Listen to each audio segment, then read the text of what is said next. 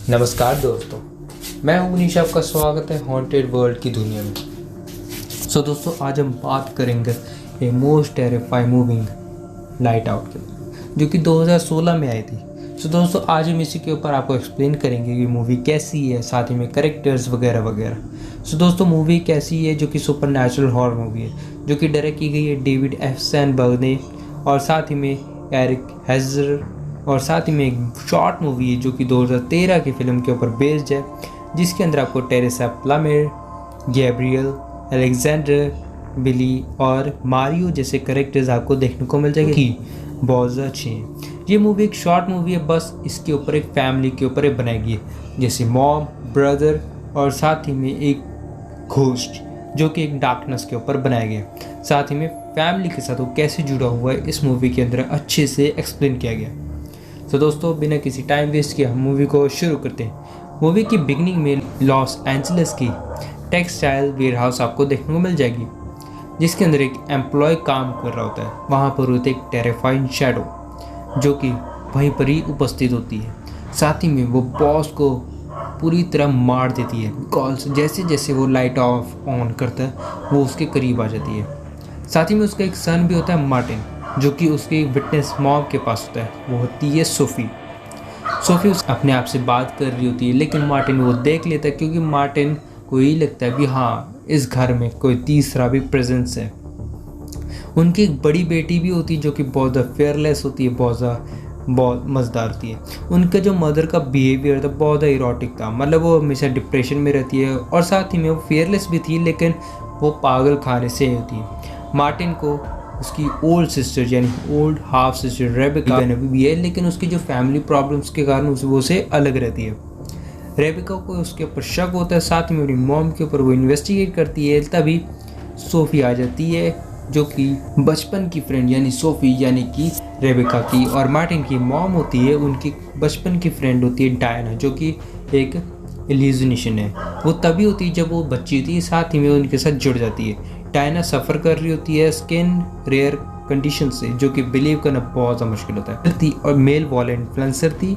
साथ ही में वो लाइट बेस्ड एक्सपेरिमेंट से डरती भी थी, और साथ ही में उसके ऊपर बहुत सारे एक्सपेरिमेंट्स होते थे। वो एक स्पिरिट बन जाती है और साथ ही में सोफ़ी के साथ जुड़ जाती है, और साथ ही में वो सोफ़ी की ना अटैक करती है वायलेंस के ऊपर, रेबिका के ऊपर, मार्टिन्स के ऊपर, और साथ ही में जो रेबिका का बॉयफ्रेंड होता है उसके ऊपर भी अटैक कर देती है।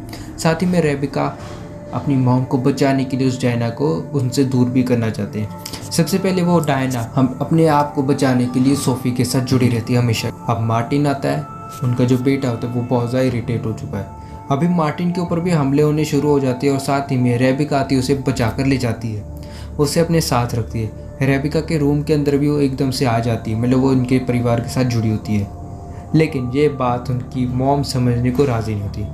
और साथ ही में ये चीज़ आगे भी कंटिन्यू होती है। वो अपनी मॉम के पास पहले जाते हैं उनसे बात करने के लिए डायना के बारे में, लेकिन उनके ऊपर सडनली अटैक्स होने शुरू कर देते हैं। इसी चीज़ को देखते हुए वो अपने वहाँ से निकल जाते हैं, और मार्टिन वहीं से निकल जाता है।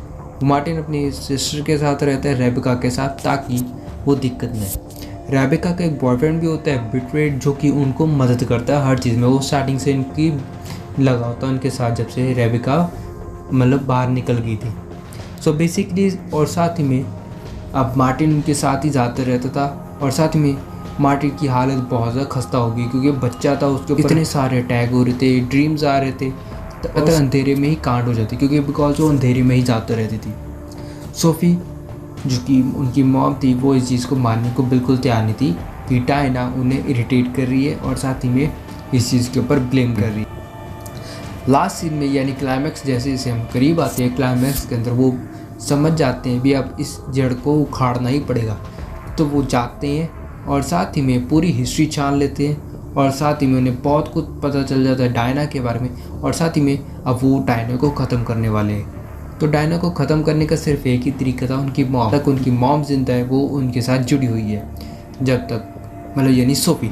जैसे ही सोफ़ी की डेथ होगी, डायना की भी डेथ। मार्टिन और रेबिका अब दोनों बेसमेंट में लॉक हो चुके हैं, घर के नीचे। उनका पुलिस को लेकर जाता है, मतलब पुलिस को बुलाने जाता है, एम्बुलेंस को भी बुलाने लाता है। तभी सोफ़ी उड़ जाती हैं और अपने आप को मार लेती हैं। क्योंकि उन्हें पता था अपने बच्चों की ज़िंदगी के लिए अपनी कुर्बानी तो देनी पड़ेगी। तो सबसे पहले उन्होंने 2 पुलिस वालों को मार दिया डायना ने। फिर उसके बाद पूरे घर में पावर कट हो गया। फिर वो ट्रैप हो जाते हैं। रेबेका कुछ ना कुछ डायना के बारे में पता कर लेती है और साथ ही में सोफ़ी अपने आप को मारने के लिए सुसाइड कमिट कर लेती है, अपने आप को सेक्रीफाइस कर देती है और तभी डायना की डेथ हो जाती है और तभी सारा कुछ ख़त्म हो जाता है। रेबेका, मार्टिन और ब्रेट जो कि अब डायना के ट्रूली जाने से बहुत ज़्यादा खुश थे और साथ ही में पूरे घर में पुलिस ही पुलिस थी और एम्बुलेंस थी। और साथ ही में दोस्तों इस मूवी के अंदर हमें जो बेसिकली यहीं पर ही एंड हो जाती है। दोस्तों इस मूवी के अंदर हमें बताया गया है कि एक साइकोलॉजिकल माइंड की वजह से क्या क्या हो चुकी है। लाइट आउट मूवी एक शॉर्ट मूवी है। बेसिकली इसके अंदर हमें एक घोस्ट के बारे में बताया गया जो कि सिर्फ अंधेरे में ही आता है। डायना ज़्यादातर अंधेरे में ही रहती थी और अंधेरे में ही रहती थी और लाइट क्या आती है वो गायब हो जाती थी। वो हमला भी तभी करती थी जब वो अंधेरा हो। So basically darkness is the power of strength. अगर आपको ये मूवी रिव्यू हमारा पसंद आए तो इसे ज़रूर लाइक कर दीजिएगा। हॉन्टेड वर्ल्ड पे न्यू है तो इसे ज़रूर सब्सक्राइब कर दीजिएगा।